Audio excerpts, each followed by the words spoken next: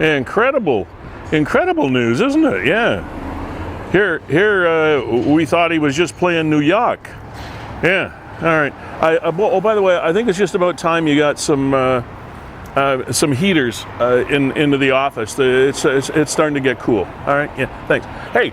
Good morning and welcome to Season 3, Episode 43 of Niagara 411 Live with Lee Sterry. That would be me. We are fueled by Gales Gas Bars, supported by Verge Insurance Group, powered by WeeStreem, Canada's premier streaming service, and we are housed in this wonderful, warm, cozy atmosphere at Fiddler's Poorhouse on St. Paul Street in St. Catharines. And without too much ado, let's get inside where it is warm and cozy, shall we?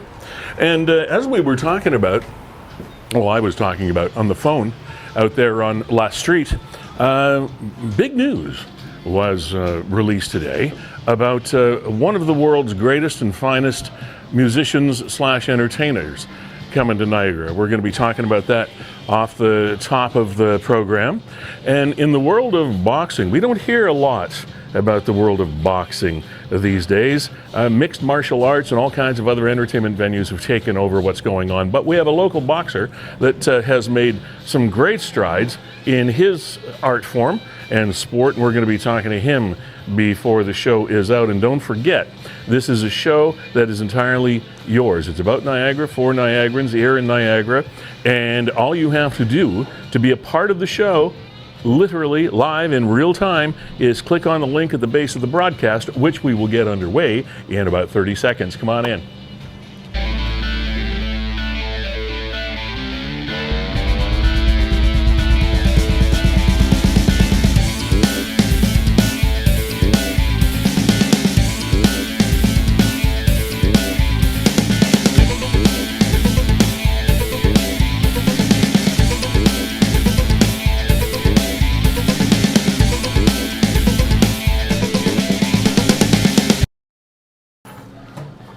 Hello, I'm sorry, just a little slow getting into my earpiece. Every now and then it tends to hide somewhere in the nether regions of the wardrobe. Again, welcome into maybe the first few flurries that we've had here in Niagara. We could be getting a little bit more snow over the rest of the week and the weekend, a few centimeters here and there. But, hey, it's, November the 15th? That's what we do here. Kevin Jack, ladies and gentlemen, is with us. And there's Billy Joel. There's the dude that's, we'll introduce you to Kevin in just a second. That's not him. That is Billy Joel. And he will be playing the official grand opening of the new 5,000-seat OLG stage at Hallsview Casino, February 26th of next year, for his only Canadian show. And that's a good get, let me tell you. That is a super, super, super good get. Now, do I know what the ticket prices are going to be? No. Will they be cheap? No. They go on sale Friday, November the 25th, next Friday, for Billy Joel on February the 25th, 2023. And Kevin, we foresaw this way back when, of course, they were building the casino theater, the OLG stage, and it was taking longer than a lot of people thought, but then COVID got in the way, and everything, as you know, to do with everyday life and development, et cetera, was affected by that 2-year span. So, it took a little while to get this thing open, but for those that have been there, and Kevin, you were one of them that was there for the 90s concert. Yeah, I thought that was the official grand opening. Vanilla Ice and Rob Bass. It was a soft opening. Oh. Well, it felt like the real thing. Felt like the real thing, Lee. It was a real thing, but they didn't. So I guess they didn't call it that, though. I guess Michael Bolton is Swiss cheese then, eh? Because Michael Bolton's coming up. Well, now you see, in about you 2 or don't 3 have weeks. to be mean. Well, they've obviously chosen Billy Joel to be the official grand opening over Michael Bolton. Okay, but if you were, this is really pushing it.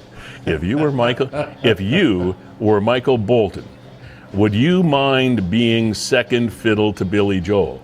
I don't think anyone would. Not in the least. No, maybe Paul McCartney would have something to say about it. Well, maybe, but he hasn't signed on yet. No, but I'm super excited, Lee. I will be like thousands of other people sitting in front of my computer next Friday, 10 a.m., trying to see if I can snag myself some tickets. There you go. And again, we have no idea what those price points are going to be. And where I was going when we were talking about this a few minutes ago is, and again, I swear, this is not to diss or throw shade, as they say these days, at the Meridian Center. And they've had some pretty good acts. Elton John, of course, he was probably the biggest to play the Meridian Center. And then when this OLG stage started being constructed, a lot of us were saying, okay, there will be a lot of acts that will come to the OLG stage that would probably not sign on to do the Meridian Center. And let's face it, Meridian Center is what it is. It is a multi-purpose facility. It houses hockey and other sporting events and other kinds of events, not just concerts. But the OLG stage is specifically designed for big name acts to come through. 7,000 seats, and it might not be as big as a 15, 20,000 seat if the Beatles were to play or something like this, but it's just that bubble under size for people that are super, super popular that people will pay tickets to come see. And like I said, Kevin, you were at the 90s show and thought the venue was spectacular. Yeah, really world class. I felt like I was somewhere. Yeah. You know? Yeah. Like, really felt like I was somewhere. And probably everybody's had that feeling. There's been a few shows down there now and got a few more slated, but I guess the official grand opening, and hey, why not hang your hat on Billy Joel, right? Absolutely. And one wonders if it might be one of those situations where when the tickets sell out, which they will do in probably about an hour or less, if there might be even room to put another show on. Now, I don't know, Billy Joel being Billy Joel, and probably one night is enough for someone of his caliber to play the stage, but you never know about that. So, and it's great to have your endorsement too, because you want to make sure that the talent comes in and plays a show that they say afterward, man, what a great place. I'd love to go back there and play again. The audience was great. The facilities were great. They treated me like a king or queen. And those are the way that these entertainers talk when these things are over. So that's pretty cool. That just came out, just this morning or last night that was announced. I mean, there's the post. All I've seen is from Jim Diodati, the mayor of Niagara Falls. Right. And he posted it here 51 minutes ago. And I checked the Fallsview Casino, and they don't even have anything on their socials at this point. Oh, they don't? So there must have been some sort of official announcement, and Jim Diodati has glommed onto that. Lee, speaking of that, I'll let you know that WeeStream tonight will be streaming the inaugural council meeting for the city of Niagara Falls. So we'll be live at the Gale Center. I believe 6 p.m. is when we go live tonight. And this is when all the, not just, all of council, I was going to say the new councilors, but all of council takes their oath and is officially sworn into office. Right. Now, we've already said farewell to the councilors that are not returning, correct? Do they just not show up? That might be tonight. Different municipalities they handle it different ways. Sometimes there's an official goodbye and thank you and that kind of deal.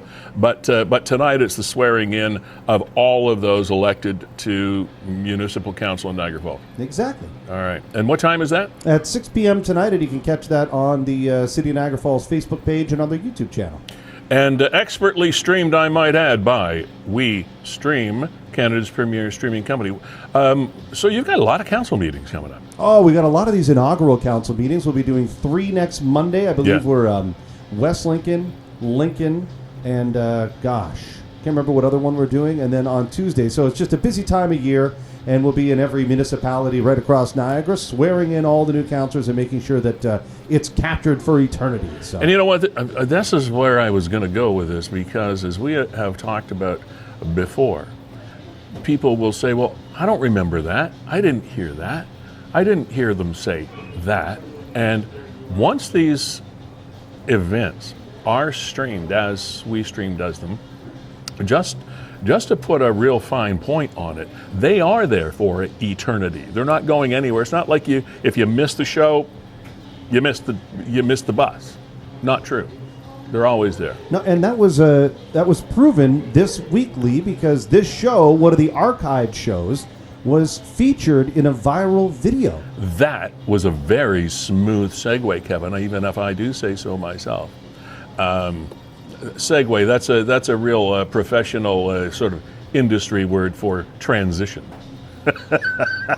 That's cool kid talk for transition. Okay, so yeah, here there's a Facebook site out there called St. Catharines Memes, and there's this dude calls himself Mucho TV. He is a comedian, resides in the GTA, but has made up, created these videos, for the lack of a better word, of various cities across Ontario. And he did one for St. Catharines. So we're going to play this one for you. This is, we might play it a couple of times because a lot of these things go by very, very quickly. And these are things that you'd be familiar with, especially if you live in the Garden City. So this is Mucho TV. St. Catharines, St. Kitts or Cats, it depends on who's asking. Welcome to St. Catharines, smells like an old man sneezed in a napkin. Ask what the deal is, the answer's a handful. At Sunset Beach, get a sample of landfill. Now for the people that have to get ratchet. Half of the scene rebrands and it's random. Pep and 03 are the recent examples. Hands on their knees, girls twerking like animals. Moose and the goose for the dudes who wear flannels. You walk out of Brock and then talk on a panel. Welcome to St. Catharines, #1 misspelled city on the planet. Everyone's met Z, no panhandling. Lake Street, Big B, pre-and hammered. Hit JC, fireworks do damage. Dalhousie's parking's too taxing. 12 Mile Creek, find weed heads laxing. Any convenience stores in Avondale. Welcome to St. Catharines, Stowe Road kids claim it, they capping. Penson Mall is weekend average, shopping spree can't fill a basket. Rest in peace to Canview Classic, heard they got a new one back in. The most misspelled city on the planet. That's what the lines that jumped out at me. Yeah, just we got to play it again. Oh yeah, you have to play it again. But did you see all the stuff in there? Yeah, there's tons of stuff in there that he just creates so well and quickly, and the editing is awesome. And there's a shot of Poorhouse up there in one spot. This is Fiddler's Poorhouse, and there's also. You'd be, if you weren't Kevin or I, you'd probably never ever catch it. But there is one shot of our broadcast screen from Niagara 411 Live that's in that video. So we're very honored by that. Yeah, we'll see if you can catch it, and we'll play it again, and then we'll bring it back, Lee, and we'll show them what part we're talking about. But this is recent too, right, with the Canview thing. Yeah. So crank your audio up, and just give this a listen again. So who's asking? Welcome to St. Catharines, smells like an old man sneezed in a napkin. Ask what the deal is, the answer's a handful. At Sunset Beach, get a sample of landfill. Now for the people that have to get ratchet. Half of the scene rebrands and it's random. Pep and 03 are the recent examples. Hands on their knees, girls twerking like animals. Moose and the goose for the dudes who wear flannels. You walk out of Brock and then talk on a panel. Welcome to St. Catharines, #1 misspelled city on the planet. Everyone's met Z, no panhandling. Lake Street, Big B, pre-and hammered. Hit JC, fireworks do damage. Dalhousie's parking's too taxing. 12 Mile Creek, find weed heads laxing. Any convenience stores in Avondale. Welcome to St. Catharines, Stowe Road kids claim it, they capping. Penson Mall is weekend average, shopping spree can't fill a basket. Rest in peace to Canview Classic, heard they got a new one back in. Welcome to Penn Center Mall. A shopping spree can't fill a basket. Welcome to St. Catharines, St. Kitts or Cats, it depends on who's asking. All right. So did you spot it, Lee? Yeah, finally I did. We did a program here about a year ago about St. Catharines' probably most popular, or at least most well-known, street person. And there he is. A lot of people call him Jimmy. That's not his real name, but... he goes by a bunch. In this music video, calls him Gino. Gino, yeah. And if you notice the shot of Gino, it is bordered by a cell phone. See there? Well, as is our screen bordered by a cell phone that you see everything on the right-hand side when we air interviews or text or whatever it is. Well, that's a shot of our screen on Niagara 411 Live with Lee, Sterry, and Gino, and the rapper Mucho TV. So we're honored that he included a little shot of our show in his piece. But Kevin, that was a really creative piece. Yeah, and he's done, if you go to his YouTube channel, he's from Toronto, but he calls them parody tributes. Yeah. To Montreal, to Toronto, to Windsor, even like to North York, so other smaller enclaves and what. Anyway, I want to listen to this one more time, Lee. Yeah, by all means, Welcome to yes. St. Catharines, St. Kitts or Cats, it depends on who's asking. Welcome to St. Catharines, smells like an old man sneezed in a napkin. Ask what the deal is, the answer's a handful. At Sunset Beach, get a sample of landfill. Now for the people that have to get ratchet, half of the scene rebrands and it's random. Pep and O3 are the recent examples. Hands on their knees, girls twerking like animals. Loose in the goose for the dudes who wear flannel. You walk on a Brock and then talk on a panel. Welcome to St. Catharines, #1 misspelled city on the planet. Everyone's met Z, no panhandling. Lake Street, Big B, pre-getting hammered. Hit JC, fireworks do damage. Dalhousie's parking's too taxing. 12 Mile Creek, find weed heads laxing. Indie convenience stores in Avondale. Welcome to St. Catharines, Stone Road kids claim it, they capping. Penson Mall is weekend average, shopping spree can't fill 8 baskets. Rest in peace to Canview Classic, heard they got a new one back in. Wow. There's a lot of stuff in there. He pretty much nailed it, though, didn't he, Kevin, as far as the issues and the things and the kind of the essence of St. Catharines? Yeah, I don't think we smell. No, I wondered about that line. A lot of the other stuff. Smells like an old man sneezed in a napkin. I'm not sure what that means. Rhymes. It rhymes. But we're not there's cities like Cornwall for years was a smelly city. Oh, Hamilton. Hamilton smells. I lived in Chatham for a little while. When we still had the Norton and Chippewa. Yeah, would smell. Yeah. Right? St. Catharines was never one of those cities where I didn't get it. Unless it was from the old GM days, but I didn't even think he was around then, this guy. But he did his research. Oh, And he did, yeah. I mean, modern stuff, like the Canview reference there. Yeah. That, hey, no, I heard they're back up and running. You're like, wow. For a guy that's not from St. Catharines, he knows a lot of localisms. Indeed. Most misspelled. And when they had it up there, he actually spelled it wrong. He put the E instead of the A in there. The most misspelled city on the planet. That's awesome. Not untrue. No, definitely not untrue. Even I catch myself even sometimes just doing that, but not too much anymore. Dennis Steingart is a boxer. He's a gold medalist at the Ontario Boxing Championships recently. He's going to be repping Ontario at the Nationals, and he's going to be joining us at about 12:40 today. He's from St. Catharines as well, and we'll be talking about that. Yeah, there he is right there. Yeah. Way to go, Dennis. There we go. Kevin, boxing is one of those sports that has been, I mean, it's still around. It's still popular for those that are in the business. There are still boxing gyms where you can go and get in shape here in St. Catharines and Niagara Falls and all over Niagara for that matter. There are boxing fitness places that you can go and get in shape, because there is no training for fitness much better than if you're training to be a boxer. The only thing that I question sometimes is boxing for charity, where we're teaching people to hit somebody else in the head in these days of watching out for concussions and all those other things. It's just, there's a bit of a non sequitur there for me, but maybe that's just me. Now, Lee, I want to give you an update from another friend of the show, Jasmine Jasudavicius. How is Jasmine the Vicious anyway? She's doing fine. She's training. I texted her this week just because I wanted to find an update. Hadn't heard from her for a little bit. And she says, yeah, just trying to figure out who she's going to fight next. And I think some of the mechanisms there are UFC determines who you're going to fight next. Right. And she's hoping that it'll be early next year, maybe January, February, something like that. So she's still joined at the hip with and a contract with her MMA people, right? Yeah, absolutely. Yeah, so, yeah. you know, Joe so freaking catching Rogan. up with all these locals, and again, then Dennis in the the traditional squared circle instead of the octagon, and he's a gold medalist. Yeah. So doing quite well. Yeah.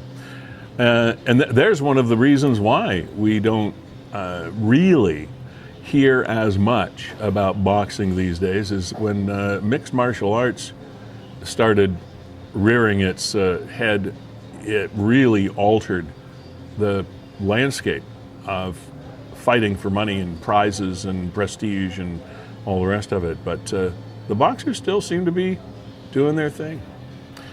And Jazz, she is terrific. What a personality she is. And fit. But every time it amazes me when we talk to her. I say, how's your mom? I ask her more about how's your mom? Is she okay? Are you driving her crazy by getting out there and getting hit in the head and kicked and bitten and clawed and all this other stuff? She said, Mom gets upset, but she says it's just because I bruise easily. But she said I heal fast as well. So I still can't imagine that being my daughter. I don't know that I could watch it unless she's winning.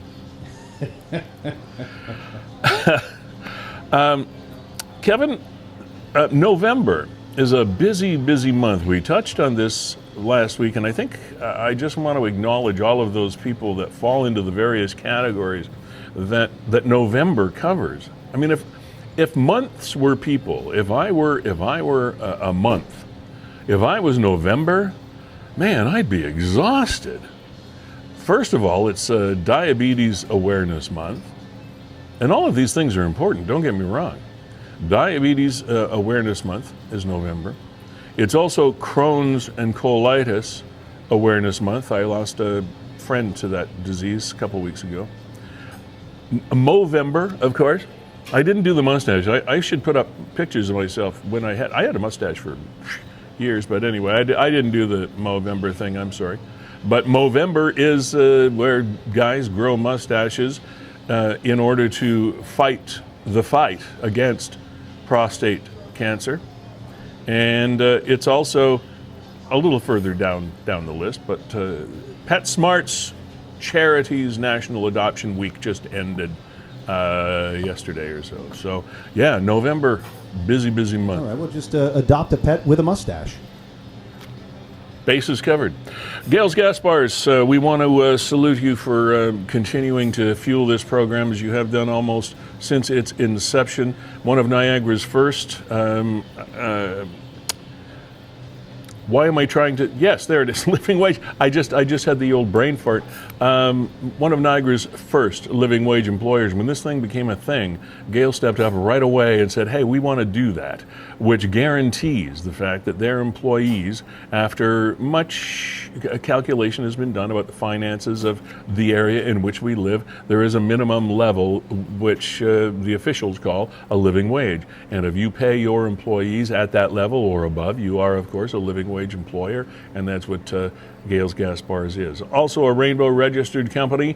They were the first, and perhaps still mainly the only, petroleum industry company in Ontario to be officially designated a Rainbow registered company, which means that they are a safe haven for both employees and customers alike of all races and stripes and sexual orientations, etc., in their business. So it's kudos to them, and kudos to them for being a Niagara company, which of course what we try to support here every week. Verge Insurance Group, Insurance Brokers Limited. Thank you very much for continuing to support this program as well. Mark Shirk and your entire crew, they've been around for longer than you might think, decades and decades of ensuring the safety and the protection of Niagara residents and businesses here. Verge Insurance Group, always a pleasure to have you here. And of course, Kevin, WeeStreem, Canada's premier streaming service. You've got how many council meetings this week that you're doing?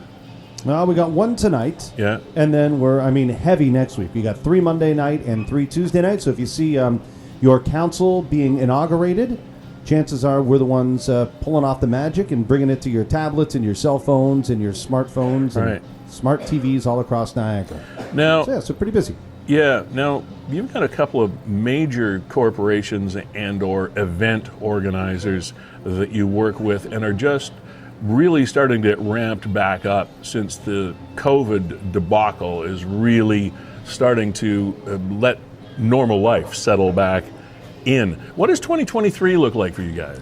We're just charting in the right direction, and I'm assuming we're going to be busier than 2022. And the thing is, COVID forced what we consider to be some best practices onto people that they otherwise didn't entertain. Like, hey, not everybody needs to be there in person. Right. What if we made, whatever it is, whether it's a meeting, it's a convention, it's a board meeting, it's a seminar, how do we make this available to people that are off-site? How do we do it live? How do we do it so that it's interactive. And we solve a lot of those problems for a lot of our clients across Niagara and beyond. So thank you very much, Lee. I want to play a little bit of, I guess, name that video. I'm going to throw a video up here, Lee.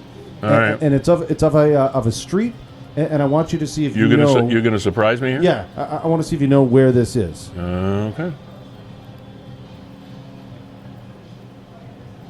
You know where that is? This video was posted by I always have a terrible time doing this when people show these things. Dennis Cahill, photographer for St. Catharines Standard. Okay. What are you looking at, Lee? You got me out of it. You were looking at maybe, I don't think it's the It would first only car, be a guess. but you're looking at the Geneva Street off-ramp that is finally open. After, it seems like, 2 years that thing's been closed? The Geneva Street off-ramp into what? The 406? Yeah, coming off of the 406 northbound. Come on. It's now open. No wonder I didn't recognize it. Officially open. Well, look at that. I would have been pavement, recognizing it if it was still closed. the new pavement, the new lines. Wow. Look at Wow. that. I know. Hey, I'll be excited when you tell me that the Glendale cutoff is open off the highway, Yeah, Fort what's- Erie bound. You tell me when that happens, so then how I'll do you- be excited. How do you get to the outlet mall now? Like if you're coming You from have to Toronto. go to Mountain Road. Oh my gosh. Or you get off at Niagara Street way before, and then you go around the service road. And So but how if you many miss people- that, how if you many- miss that, or you miss Canal Boulevard, or earlier than that, behind up through Homer Bridge, etc. If you miss all that crap, you got to go to Mountain Road, and then down Taylor and come in the back way. So who would ever It's even ridiculous. know that? Huh? Who would know that? Like out-of-towners, we know that, but I mean, the outlet mall is really attracting GTA, GTHA, whatever you want to call it. But I had spirited discussions with friends of mine over meals when they said, "Oh, everything's open now." I said, "No, it's not." "Yes, it is." "No, it's not." "Yes, it is." Well, everything was open. They said the thing was opening. Everything was open except probably one of the most used exits from the Queen Elizabeth Highway, Fort Erie bound, over to the mall, people heading in from Toronto, tour buses and all that stuff to go to the mall, also to go to White Oaks or to Royal Niagara Golf Course or any of that stuff that is off, or even if you want to go to Niagara on the Lake. Now there is a destination that thousands and thousands of people every week make from up in the GTA area. They would take that cutoff to go to Glendale, turn left, and go to Niagara on the Lake. Not so much anymore. And it has been ages since anybody ever told us when that was going to open. Yeah, I haven't heard word, but you're right, there was like a big celebration when the diverging diamond got installed. But The diverging diamond, but yes. here it is incomplete. Well, it doesn't completely diverge. That's the problem. And you can't get off. And I mean, I think you mentioned it as well, right? White Oaks is there, Niagara College is there. So many things. Also, speaking of vehicles, etc., there has been lately a spree of car break-ins. And as we roll our way in toward the Yuletide season, and I know it's only November the 15th, but the closer we get to Christmas, unfortunately, people often like to try to take things that aren't theirs so that they can make them theirs for Christmas, if that makes any sense. Walk it or lose it is once again something that the local constabulary is talking about. And because there have been so many break-ins of vehicles over the last little while, they listed the top 10 things that people look for when they're breaking into or stealing a car. All right? Obviously, if the car is left running.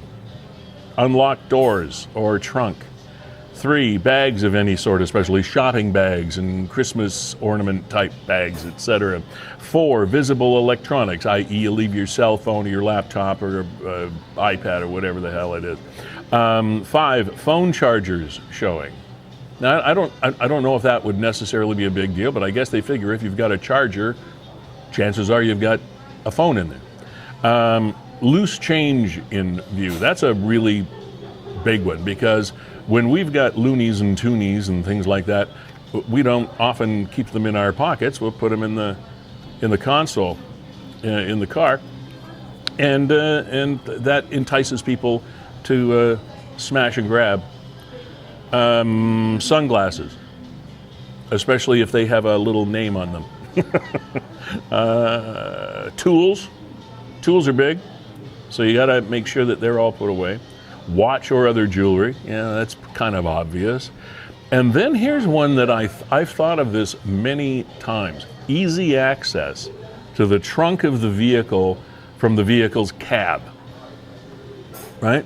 Because so often it's easy to just pull, if you're in the car, pull down the seat, and valuables that are kept in the back, cameras or whatever they are. So that's one that you might not think of too often, is keeping the access as hard to get to as humanly possible. So block it or lose it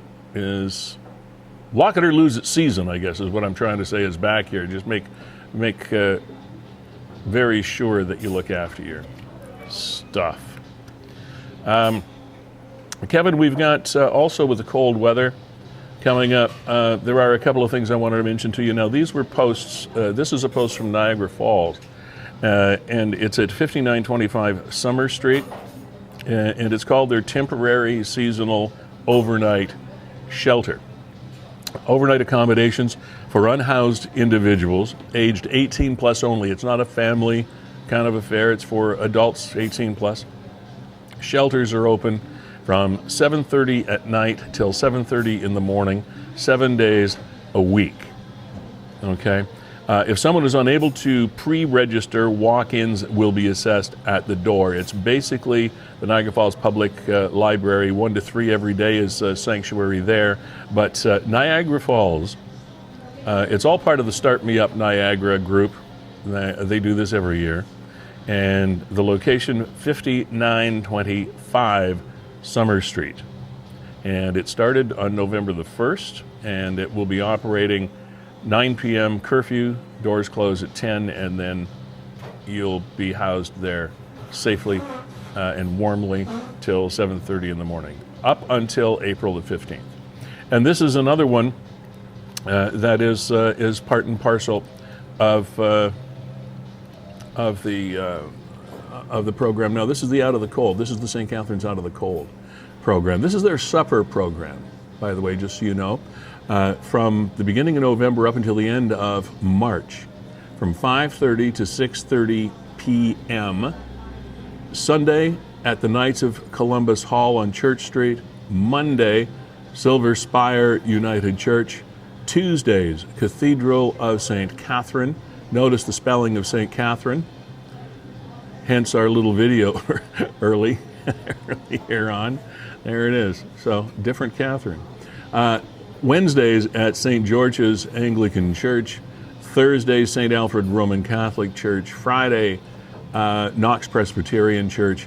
And on Saturday, Queen Street Baptist Church. Those locations in St. Catharines will be offering their supper program 5:30 to 6:30 p.m. It's on right now, and it will continue until the end of March. Okay? So if you're cold, you're tired, you need a bite, friendly conversation, there you go. Okay. Kev, what do you want to... Well, I think where I want to go is this, the story, the Good Samaritan story, and people just love these from Niagara 411. I know, that's what I was thinking about too. Are you talking about the one with the 2 girls at the hospital? Yeah, because they just reminded me of our little girl Ayla, probably in the same age range. Something she would probably do. Exactly. So here, I'll let you get to the story, but it does warm your hearts. So, this lady posted on Niagara 411. By the way, Nick at Niagara 411. Hope you're doing well. Busy season for you. Appreciate your partnership. Nick's mom, hello. Always happy to have you tuning in, which I know you always do. So this was a thanks just for being you kind of Good Samaritan post that went up on Niagara 411 this week. And it says this: I was taken to the hospital, Greater Niagara General Hospital this afternoon by ambulance, and while I was waiting for blood work and ECG and my x-rays, these 2 young girls came up to my spouse to ask what my favorite color was. He told the girl pink and purple. That's pretty good that his spouse would know that, first of all. We could talk about that later. Nevertheless, he told the girls pink and purple. When I returned from my blood work, she came over to me and put a beautiful bracelet that they made on my wrist. It is so pretty, and I will leave it on for the health and kindness that is still all around us. I wanted to say thank you again to the young ladies. That one was also being checked out for her foot and knee. I mean, one of these was in with an ailment of their own, and they took time out to do this. Thank you, and your laughs and giggles while waiting made our night. Signed, Carol. Carol, thanks for sending that in on behalf of those young girls. And again, faith in humanity becomes restored when you read some of these things. And I'm pretty sure, Lee, that there you go. She did leave a photo. Yeah, there's a photo of it right there. That's, these little things that don't take much time at all. I was at a store the other day and I was paying cash, and the cashier said, and I had a quarter. I was going to get a dime. I think it was 15 cents or whatever that I owed over. It was $20.15 or something. So anyway, she said, "Never mind." She said, "I got to get rid of this change that's up here on my cash. So here, keep the quarter. I'll take." Now, it was only a 15-cent gesture, but it was a gesture enough to show that this lady was thinking of other people. She said, "Well, wait a minute. I got this stuff up here. It says extra money. I'll throw the 15 cents in the till for you." Well, it kind of made my day. I said, "Aren't you sweet?" She says, "Well, I try." and she does. So I promised her at some point in time. I haven't had an opportunity yet. The opportunity has not yet arisen, but I promised her that I would pay it forward. That kind gesture I would pay forward at some time in the very near future. And she said, "I hope so." I said, "Well, I most definitely will." Interesting. Today is Remembrance Day, said this post. A woman from Niagara Falls fondly remembers being raised by two parents. This is a heartbreaking story, this one. Anyway, a woman from Niagara Falls fondly remembers being raised by two parents whose life was Air Force, and both parents served in WW2. However, today especially is very difficult for her. The attached photos, and these photos went up on the line at 411. Kevin will put them up. The attached photos are all she has to remember her now deceased parents. In September of 2021, she was a victim of an invasive storage unit robbery in Niagara Falls. All her parents' military life and photos were stolen. Think about that. It's like a fire almost. Their military ID, government ID, certificates, military hat, pins, everything. Not to mention her whole family legacy of 5 generations dating back to the 1800s up to 2010. These can't be replaced, and is hoping anyone in the Niagara region who has approached to buy or seen these historic, irreplaceable photos can help her recover them. Everything she was leaving to her grandchildren is gone. What possible use could anyone else have for those items? They probably didn't know what was in those boxes or whatever it is that they took when they took them. But once they realized that they were such personal possessions with nothing more than emotional value, nothing of really any commercial value, you would think that they would find a way to return them to that storage site. But and hopefully one day they will. Hopefully the stars will align and cooler heads will prevail, and that'll come back. All right, Kevin, as promised, we have a gentleman on the program that has done Niagara well recently. Dennis Steingart's his name. He's from St. Catharines. He's a gold medalist in the Ontario Boxing Championships recently. Will be repping Ontario at the National. Dennis, glad to have you on the program. Thanks for having me, Lee. I appreciate it. You are welcome. I'm just waiting to get you to click in. There you are. Again, welcome. Where are you today? You're sitting in a vehicle somewhere. I'm just on my break at work, to be honest with you. Okay. Just, skipped out for a half hour. Okay. Do they know you skipped out, or can you tell us where you work? Oh, yeah, they know. I work at Collins Aerospace up in Oakville, actually. All right. So, yeah, I'm a commuter, unfortunately. Gotcha. So, Dennis, am I pronouncing your last name right, Steingart? Yep, that's right. Okay, cool.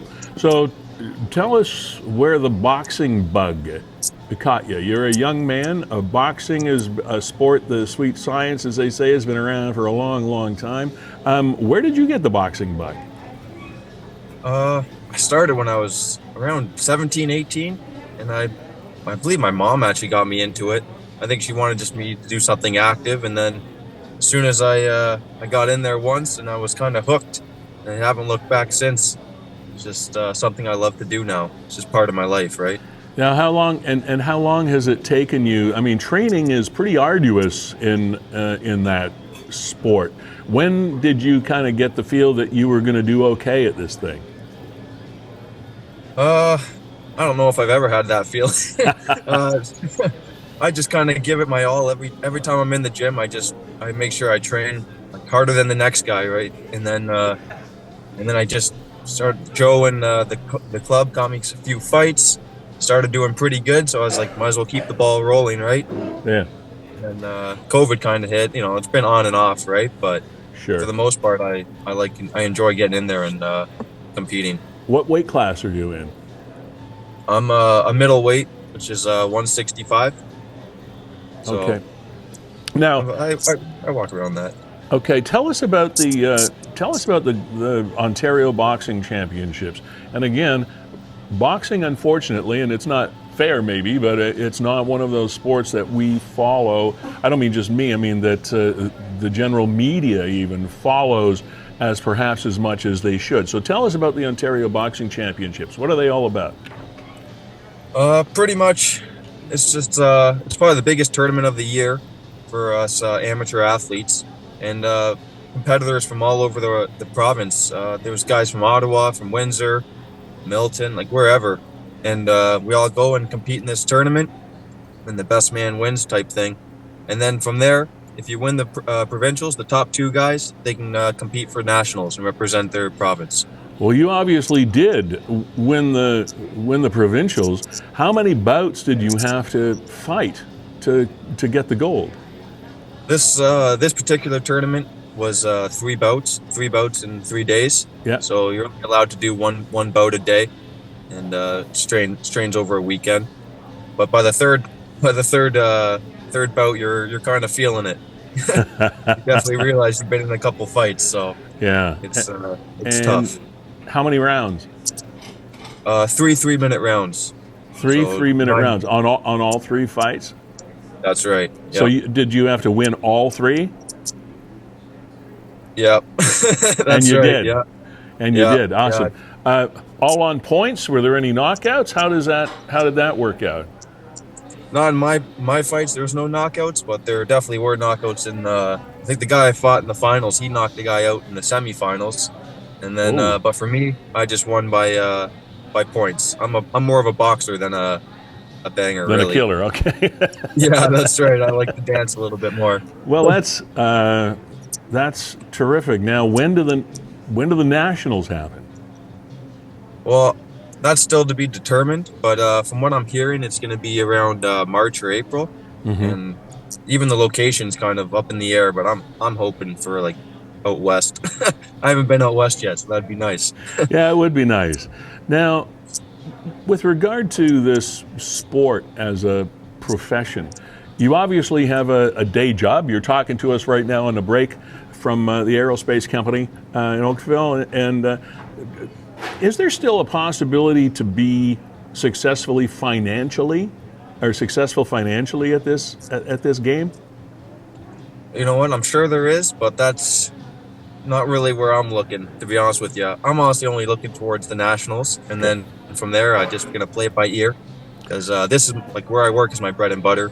Yeah. I'm not looking to make a living off of it, to be honest with you. It's just it's like a hobby for me, right? Hey, Dennis, I want to ask you a question right along those lines. I mean, you got that gold medal dangling around your neck. You go to work every day. Do your coworkers know what you do after hours and on the weekend? And what's their reaction when you rolled in after the weekend saying, hey, by the way, I'm the provincial boxing champion? Yeah, that's funny. I think they kind of knew, some of them kind of knew I was a boxer, but I don't think they really thought of anything of it. They're like, oh yeah, he's just whatever, likes to train. But then I came in, last week, and I think some jaws were dropping. Like, really? Like you? They kind of look at me like, really? Like you just, skin and bones type thing. What the heck? Yeah. So it's kind of funny to see their reaction actually. But now I think they kind of get it. Okay. All I do is train, right? Is that the medal around your neck? Yeah. Can you hold it up so we can see it? Look at that. Yeah. That's awesome. Yeah, Boxing and tarot. Very cool. Very, very. Okay. Now, the next obvious question for someone like me would be, you're still an amateur. What about the Olympics? Oh, that would be, sorry. That would be great if I can make it to the Olympics. I just froze for a second there. Yeah, I hadn't even thought about that, Lee, but I guess, I mean, if you're an provincial amateur champion athlete in Ontario and then you make it to the national level, yeah, no reason to think that you couldn't also represent Canada at the Olympics. Well, yeah, no. Why wouldn't you be Now, able it's to? interesting. I'll see. Did I lose you? Okay, Yeah, yeah, we just sorry. lost you there for a second. We lost you there for a bit, Dennis. So I'll re-ask the question. Yeah, no problem. What about the Olympics? How would that work if you're interested? Pretty much, I have to win the nationals, be on the national team, and then you kind of have to have a box off, I believe, with all the Canadian nationalists, and Okay. then from there they decide on who goes to the Olympics. So it's a long road, and if I happen to go down that road, then by all means, I'd more than welcome it. Now, do you know, you may not know this, and it's fine if you don't, that's okay. No is a fine answer. Do you know how many boxers would be on an Olympic team? Like, you said you're a middleweight. Would they send more than one middleweight boxer, or would there be just one per category? How do they figure that out? That is a good question. I'm not 100% sure, but I believe it's only one per category at One the very per class, least. Yeah, like one middleweight, and that's it. But I'm not 100% on that. So And you haven't decided yet whether that's a path you're going to travel. yeah, that's correct. It'd be nice. If dreams came true, that would be nice. But Well, so we'll see. far, it looks like your dreams are doing okay, man. Yeah, I'm pretty pleased so far. Actually, can't be happier. Yeah, Dennis, Kevin's back. I want to ask you another question.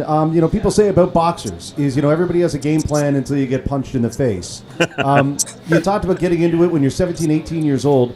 What was it like the first time you really kind of got beat up, and how did you decide to get back up and stay in the ring?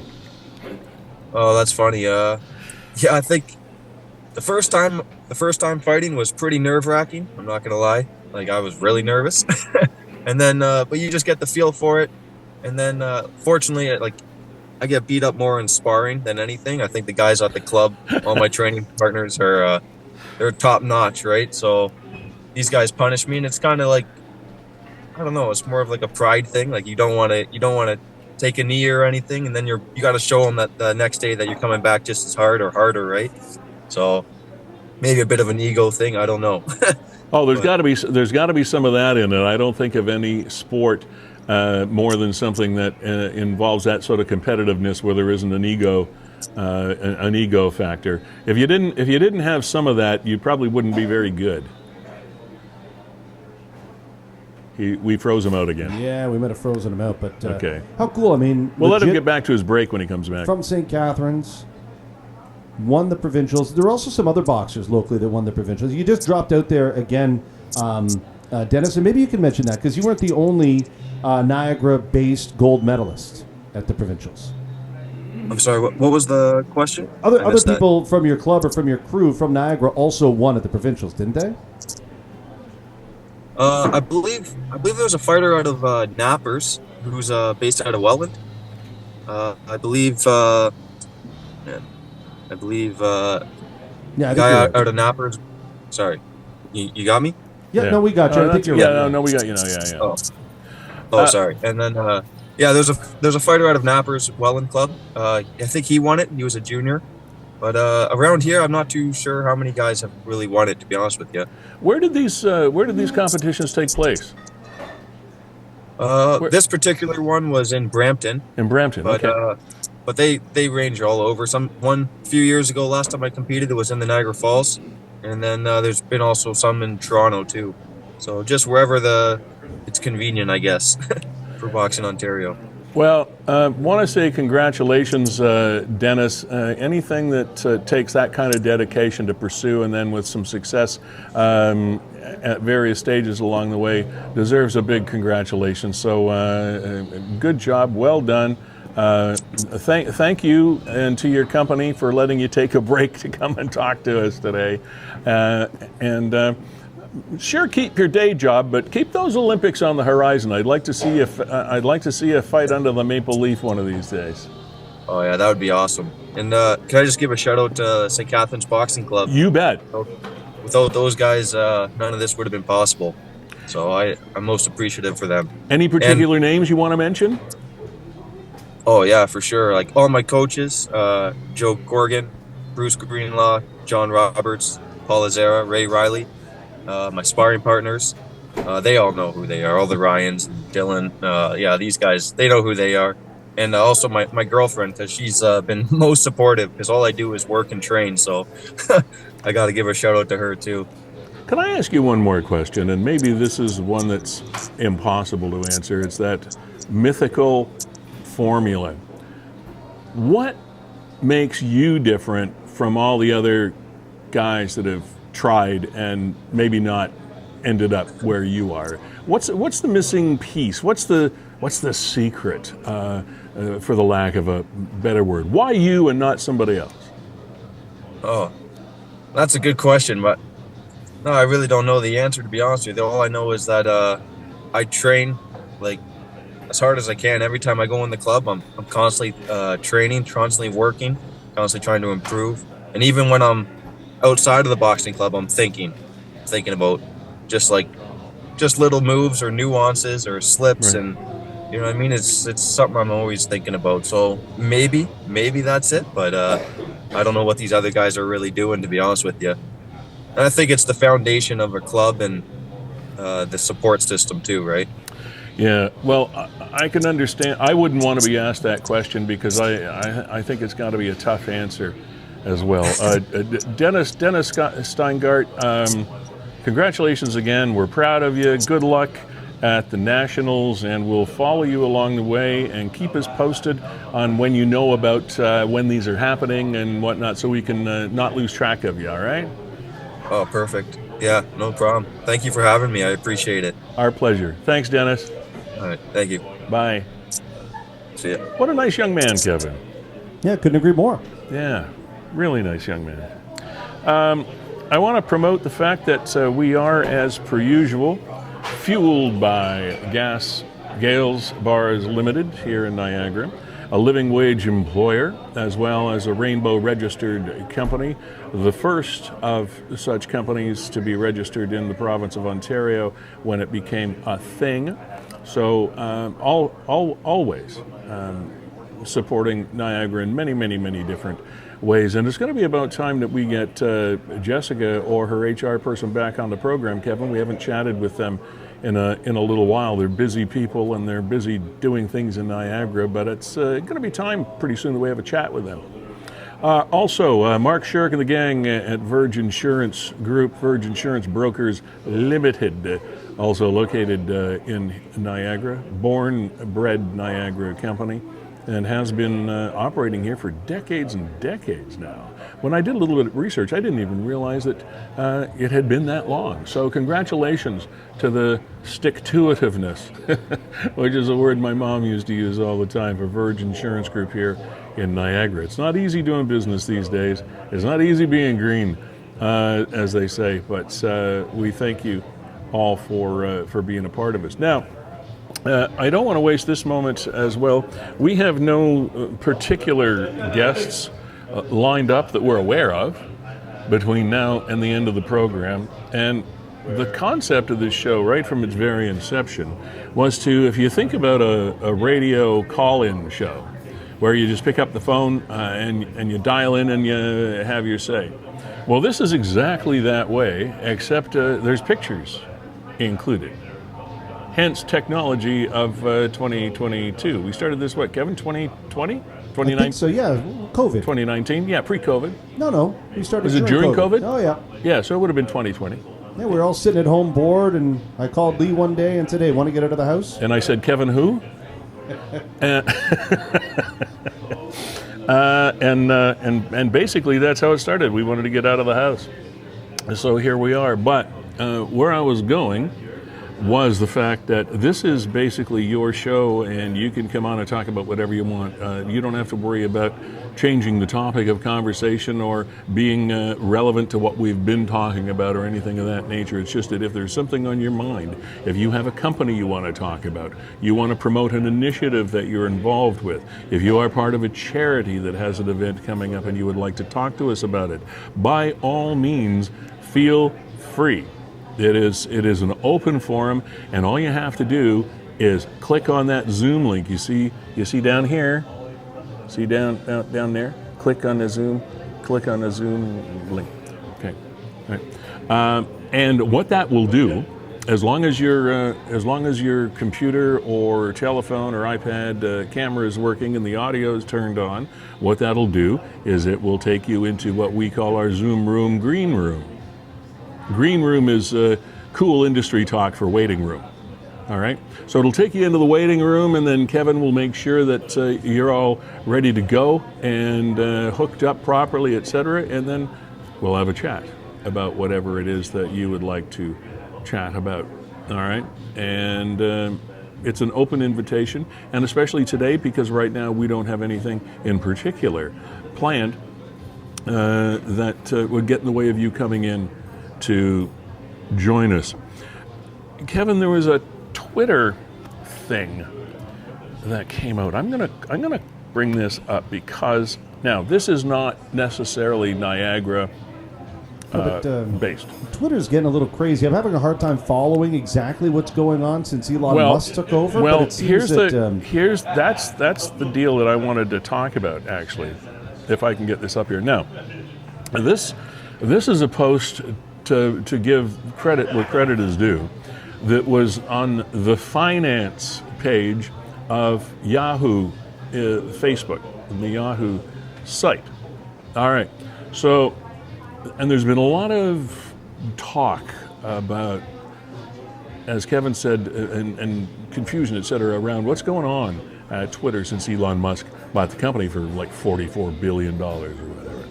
All right. So, I'm just going to read this verbatim. I'm not making this up. I'm just reading what was on the Yahoo finance page.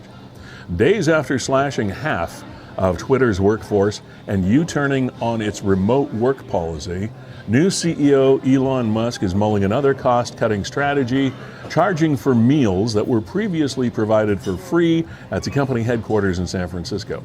The conversation surrounding free meals at Twitter headquarters began on Friday, when the New York Times reported that Musk plans to begin making employees pay for lunch at the company cafeteria.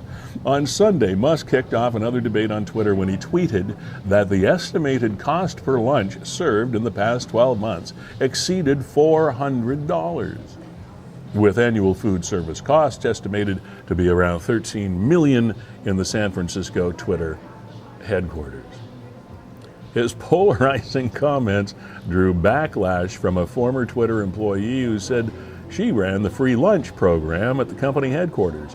Tracy Hawkins, the former vice president of work transformation at Twitter, hit back at Musk, saying the meals cost about $20 to $25 a day per person. So, I mean, he's really drilling down deep in the expenses of his company, and you wouldn't think that Mr. Musk would be all that concerned after paying $44 billion for that company. The biggest thing, though, Kevin, that the so-called pundits, there's that word I love, the pundits, they say the real reason that Musk purchased Twitter had nothing to do with finances. Of course, he doesn't really have a financial care, so that would make sense to me. But it had to do with his never-ending passion of free speech. And where the so-called pundits believe this is going to go is there will be previously denied people, a la Donald Trump, that will automatically be able to get their accounts back. And there is great fear amongst politicians and social experts out there that there will be a great harbinger of misinformation, huge erroneous debates, not to mention hate speech, be returned to the Twitterverse, and they are predicting chaotic content on Twitter because it looks like he's going to open all the doors. And there will not be any oversight. Or if there is, it'll be pretty loose oversight. And we have enough misinformation and hate speech on the planet and the various outlets right now. I think if we're not concerned about this, we're missing something. It seems to me that we have to pay attention. But then again, what outlet do we have? I guess the United States, they can have more governmental inquiries. They can have another Senate inquiry. They can do whatever, but they're up against one of the richest men, if not the richest man in the world, other than maybe Bezos, and we've got an open season on inappropriate speech and misinformation. I think is where we're headed, and if I read the tea leaves correctly, which wouldn't be great. Kevin, can I sneak in? Certainly. You don't have to sneak. You can just come on bursting in. Like you said, we kind of have some open time here, and I do want to get to that the video on 411 this week of that big rain shower, that geyser that was coming out of the ground. Yeah, the geyser. It sounds pretty dynamic, so we'll get to that in a minute. This is a pet peeve of mine that is cropped up, and I think we'll pull this out as an excerpt and see if other people agree. Sure. Yeah. I'm a type of person, I go to a restaurant, whatever, I like mayonnaise on my sandwich. Do you like mayonnaise as a condiment? Yeah, I don't say I didn't. I like don't mayonnaise. I was ordering a BLT. A BLT, what goes great on a BLT? Mayonnaise and lots of mayonnaise. However, if you're somebody that likes mayonnaise, you'll find that as you go from restaurant to restaurant, about 50% of the places you go will actually not put the mayonnaise on the sandwich. They won't. They'll put it on the side. Okay. Even if you ask them to put it on the sandwich, they'll tell you that it comes on the side. I was at a restaurant. On the menu, it said that mayonnaise comes on the side. I ordered the BLT, and I asked the waitress if she could ask the kitchen to put the mayonnaise on the bun. Okay. 5-10 minutes later, the sandwich comes out, mayonnaise on the side, and she told me that, sorry, the mayonnaise is on the side. On the table, all I had were forks. We did not have any knives on the table. Okay. I handed the sandwich back to her and asked her if you could go back to the kitchen and ask the cook to put the mayonnaise. Yeah. Now, some people look at that and say, you are a total A. You are an ass, KJ, for doing that. And you shouldn't do that, but at the same time, I'm at a restaurant. I don't want any part of the assembly of my meal. So is there a condiment list? You are the consumer, you are not the assembler. I do not want to assemble the sandwich. As soon as I walk through that door... No assembly required. That was me telling you, I want no part of the construction of this meal. Okay. I don't want to open a beer, I want the beer open for me. Can I ask you what has perpetrated your preference for mayo on as opposed to on the side? The simple fact that I don't want to make the sandwich. And do you perceive that they just ignored your request, or it was a simple mistake? Well, what I'm really looking for is to find out why restaurants do this. Why is it mayonnaise? Is it because they separate it and parse it out and put it in a fridge? Well, and it's a refrigerated condiment? Well, here's my guess to that as an answer. They rarely add ketchup or mustard or relish to your burger or sandwich either. They are extra condiments that come on the table because, as I would assume, the consumer has varying tastes as to the amount of each of these condiments that go on their meal. Okay, that's and you fair. you can put it on to suit. That's fair. Now, when I asked her to put it on the sandwich, she said, "Well, we don't because we don't know how much you want." And my response was all of it. I said all of it. I want all the mayonnaise. Just slather it on. Just put all the mayonnaise Pour on it there. on. Was my kind of jokey response. It doesn't matter to me. Throw it all on there. Well, when it came back, they put it all on there, Lee. They put it all on there and then some. So trust me, I got what Was it good? Oh, it was delicious. Okay. But I still don't understand why restaurants do that. Like, if you asked for pickles on your sandwich, they would put it on the sandwich. Yes. So I've had pickles. I've had pickles come on the side too. And if you asked them to put it on the sandwich, they did put it on the sandwich for No, you? chances are because they always use the same number of pickles. So where does it start and stop? They don't Like say, you do you said, want 10 pickles or 2 pickles? Mustard, ketchup, those condiments kind of come on the side traditionally, and they do. 2 all beef patty, special sauce, lettuce, cheese, pickles, onions on a sesame seed bun. Anyway, so it happened I to me. still remember the jingle. And I'm really interested to know if people have worked at a kitchen or the restaurant industry, why will you not put my mayonnaise on the sandwich? And maybe it's that, Lee. Maybe it's just, well, people like varying amounts. I'm like, yeah, but I also came to the restaurant to not make my meal. The guy next to me was fine with it. He took the fork and used a fork to spoon out his mayonnaise But again, and that slather can it on his burger. See, I used to go to fast food because I'm what they called. I think Harvey's called them. I think it was Harvey. They called them. No, it wasn't Harvey's. I think it was something else because you could always make that one to suit. So it wasn't Harvey's. I think it was McDonald's or Burger King, and they called them pickle pokers. If you didn't like pickles, and they all the sandwiches, all the burgers or whatever came with pickles, you'd like lift the lid and poke the pickles off. So I was a pickle poker. I didn't like pickles, still don't like pickles. And it's a lot easier to poke them than it is to ask people to cook a fast food burger without putting pickles on it. So I'm a pickle poker.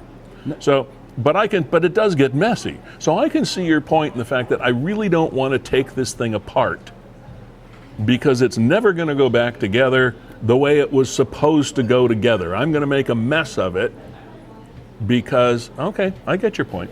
Yeah, that's right. And I'm trying to find. I get your point. Just speaking of fast food, and I can't remember the name of it, but Arby's is back with their roast beef sandwich, and I know the Arby's in Fort Erie is serving it. Okay. The roast beef sandwich topped with poutine.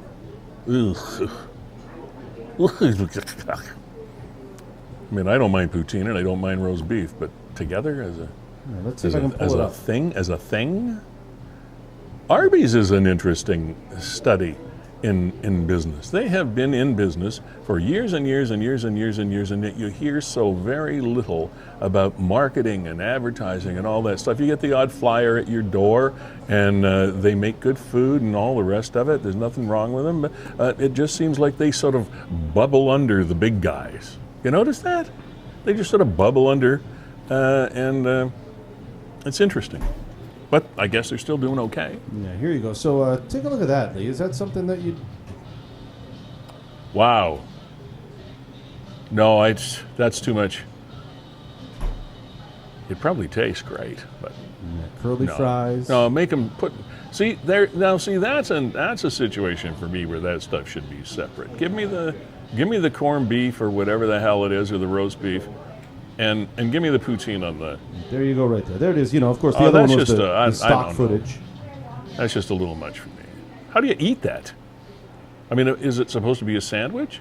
Yeah, I think so. If something is a sandwich, shouldn't you be able to pick it up and stick it in your mouth? Like I don't. I eat some hamburgers these days with a knife and a fork. There she's dipping the entire sandwich into gravy. Oh my God. Now that's something. And we wonder why we have an obese society. Roast beef and poutine on bread dipped into gravy. Mmm. Limited time only. I'm sorry, Arby's.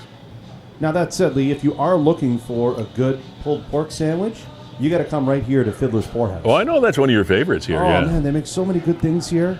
Yeah. Thank you to Dave McParry, by the way, for putting your staff out, inconveniencing everybody to have us here on a day every week to do this hour-and-a-half show. The staff is awesome. The people are great. The food is terrific. And at this one or either Dave's other place, Monty's, over on Ontario Street. Just wonderful folks. So thank you very much for letting us be a part of this. This is Fiddler's Poorhouse, and there's the geyser. There she blows. Brown Road and Garner Road, free car wash. You got to get your car up pretty high to get that washed. That, Kevin, I'm assuming, would be what would be classified as a water main break. I can only guess, because I don't think it was for family fun and entertainment. At least we know the water pressure is solid in Niagara Falls. I was just going to say, there you go. There's the kind of water pressure that feeds your faucets and your water tank and everything else that's in your house. That is some geyser. Can you imagine the gallons of water that are going out of there every 30 seconds or so? What's on the other side of the road? Are there any houses over there? Mailboxes, but Nothing.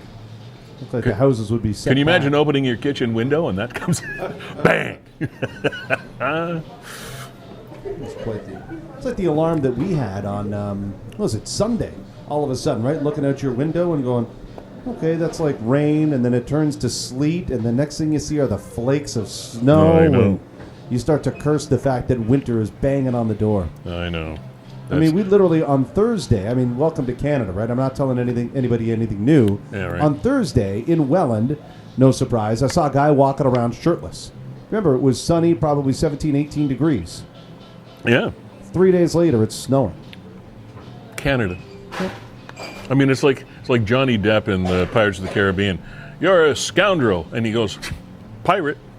You know, what do you expect? It's Canada.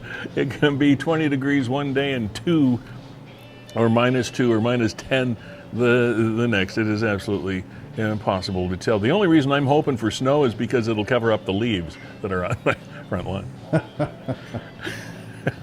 I wait every year, and it's worked pretty well so far this year, but I still am going to have to pick up a few more because we have a prevailing wind where we live when the winds pick up, because we're not that far from Lake Ontario, and when the winds pick up, it blows in a pretty consistent direction, and the leaves end up an awful lot on my neighbor's yard. So if I wait long enough, my work is minimal when it comes to leaves. I think the neighbors are going to take up a petition pretty soon to have us evicted from the neighborhood. I just need to buy a storm fence from the sounds of it, Lee. No, we all get along okay, but we all have our strategies. We all have our plans.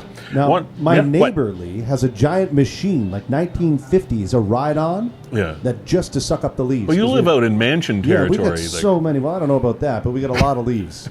A lot of leaves to the point that we need to address it with vehicles. Like we need industrial machinery just to get rid of all the leaves. Well, you see, now, this is something I've thought about many times before. We live in probably, as far as for leaves and for snow clearing, etc., the worst possible kind of house, because we're not big enough. Our house isn't big enough for me to justify buying a tractor. It's hardly even big enough for me to justify buying a big snowblower, right? Because I feel kind of like, well, I'm still kind of fit. I can still sort of shovel snow. But you see, if it was a lot smaller, well, then it wouldn't be an issue. But if it was a lot bigger, I would have an argument with my wife that, hey, I'm too old and tired to do this great big, like you've got this big driveway and like, You got to have a machine. I need a snowblower. I myself And that's have a perfect. leaf sucker. And Yeah. it's industrial strength. You could bring this thing onto a golf course. Well, see, you are in perfect husband mode then. Yes. Hey, hun, I'm looking after the place, but I need help. Yeah. I need a machine. I need a machine. See, I can't make a case That's good. for. I got all the machines now. I can't. Would you do my place? No. No. No, I'm not taking that thing. So on I the road. still have a problem. I'll ask my neighbor. I still have a Houston. We have a problem.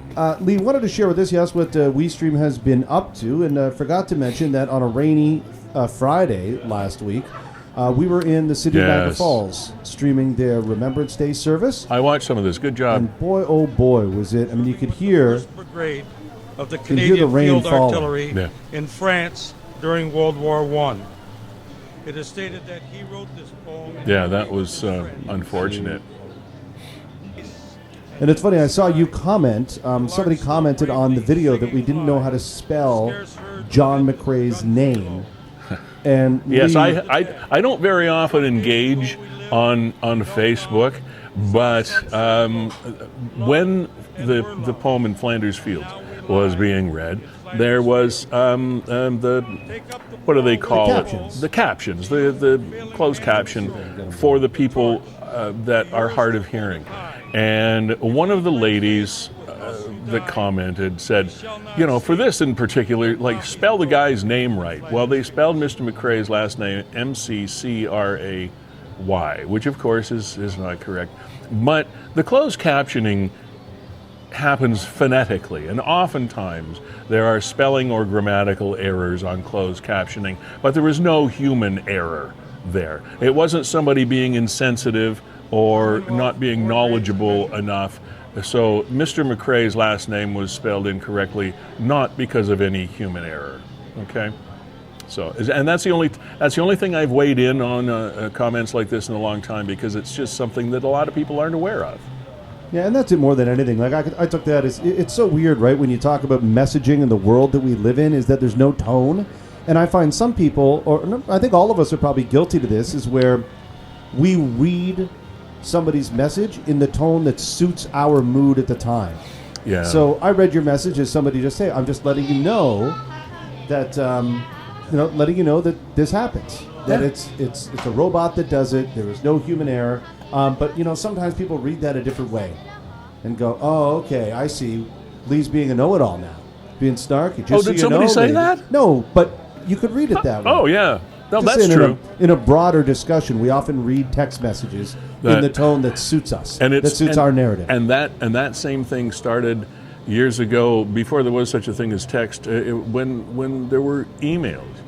And I found this out when I was running companies, is the fact that the worst possible way, unless it's a really happy message, the worst possible way to try to communicate with your employees or your fellow workers is via email or texts or something like that. Because as you say, you can never relate the tone in which you're intending, the inflection that you want in your voice, that you're intending when you write those things. And going back even further, when somebody's I came up in the days of the typewriter, when you send out memos and post them up on the wall. After the fact, you realize, man, maybe I shouldn't have said that way. That's not the way I meant it. But you can still piss people off.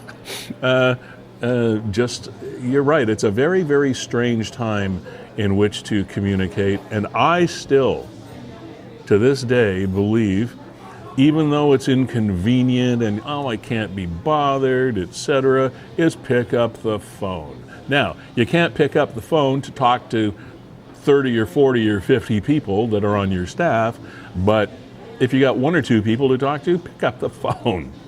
It's a heck of a lot easier than that. And thanks for mentioning that, Kevin, because I'm glad you brought that up, because I would hate to think that someone else out there would think badly of the Legions or whoever it is that was, or WeeStream for that matter, that's doing the streaming, that there was some insensitivity or lack of attention to detail paid because you were streaming that event. Because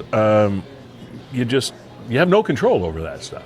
The same thing happens with this show. If you're watching a playback of this show and there's closed captioning, sometimes the closed captioning has no bearing even close to what I'm actually saying or what we're saying on the screen, because these algorithms are in place that they hear things in different ways than people say them in often cases. So if you're ever reading any of these closed captionings on Facebook or any of these streams, trust in the fact that it's not a person doing that.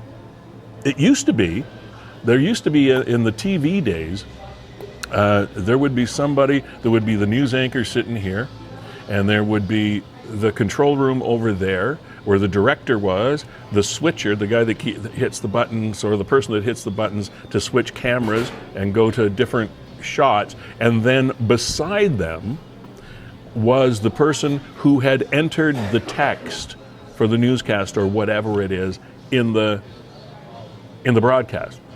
So it used to be a human function. It is no longer a human function. And it is also painfully obvious if you read newspapers that there is no one, as used to be the case, doing proofreading on newspaper articles. Have you noticed the absolute plethora, I love that word, plethora, of mistakes, spelling and grammatical or both, in written articles today in some of the nation's biggest newspapers? It's horrendous. We in the media business should be the harbinger of accuracy when it comes to language. We really should. We should be the best when it comes to the spoken and written word. Be it spelling, be it grammar, be it punctuation, pick one. We should lead the pack. But that does not seem to be the case anymore. Lee, I want to throw up My rant is now done. A story up here that we found on the mentions section of Niagara 411. I'm not sure that you had it shortlisted, and I got to go put up the outside camera because we're about to wrap up the show. We want to feature a new music video from St. Catharines artist John Lavoie, who, by the way, was nominated for a St. Catharines Artist Award. But here was a story, Lee, and I could just imagine you as a dog owner, an update from Della about her dog Ellie that had been missing for 5 weeks. Isn't that something? Yeah, so do the Seymour thing and we'll throw it up there. Update. Ellie has been found and secured after 5 weeks on the run. Thank you to everyone who helped. It takes a village. Ellie Mae, senior dog, 9-year-old lab cross. Black with white on chest, 45 pounds. Last seen at Boo's Butterball Restaurant in Jordan, Highway 81. Very nervous and skittish. That's a pretty active area to be lost in if you're a dog. Please do not approach as she's very nervous or skittish. Take a photo if you can and call phone numbers, etc., or contact the Humane Society. Now, I'd love to be able to talk with the owners of Ellie Mae, if any, or anybody else, that might have an idea how she spent those 5 weeks. What did she eat? Maybe there were people in the area that are feeding her, or she latched onto one particular family that was looking after her. But 5 weeks. We have a senior dog as well. She's about 11, and she was a stray. We got her. She was a rescue dog. She was abandoned in a winery, in a vineyard, actually, out in British Columbia, and she was pregnant with pups at the time, and she was a mess. But she was surviving. But don't know how long that would have been. So animals amaze me. They are, even though they might be domesticated, they will revert somehow to their natural tendencies and do what they can to survive for a while. So 5 weeks is a long time for a family pet to be missing. So we're glad that Ellie got back safely. So, Kevin, I do want to take time out here once again to thank Gales Gas Bars Limited for fueling this program. And I can't imagine an industry more than the petroleum industry. I mean, to talk about the elephant in the room when it comes to gas prices, I cannot imagine what it would be like to work in an industry that is any more controversial than that. Because it's a toilet seat industry right now. We got up, down, up, down, up, down, up, down. Even the people, God bless them, even the people that own companies and people. How does that happen? Like, the price of oil, if you try to wrap your head around gas prices and oil prices and barrel prices and supply lines, etc. You're just asking for a whole lot of headache. You're asking for a whole lot of hurt. I can't imagine an industry, Kevin, that is more difficult to be in, as far as the public perceptions of what you do. Yeah, that's why I'm glad that Gales pays all of their frontline workers. Sorry, frontline. The people that we everybody that works interact for them. with, Yeah, because you're right. They're the ones that take the brunt, as though the person at the cash at Gales Gas Bar controls gas prices. Yesterday I paid $1.59 and now it's $1.72. How does that? There's customers out there like that. Oh yeah, it is the industry that it is, and we appreciate the fact that Gales still steps up and says, "Hey, we think the program is worthwhile. We think it's got value, and we want to continue to fuel you and keep you going."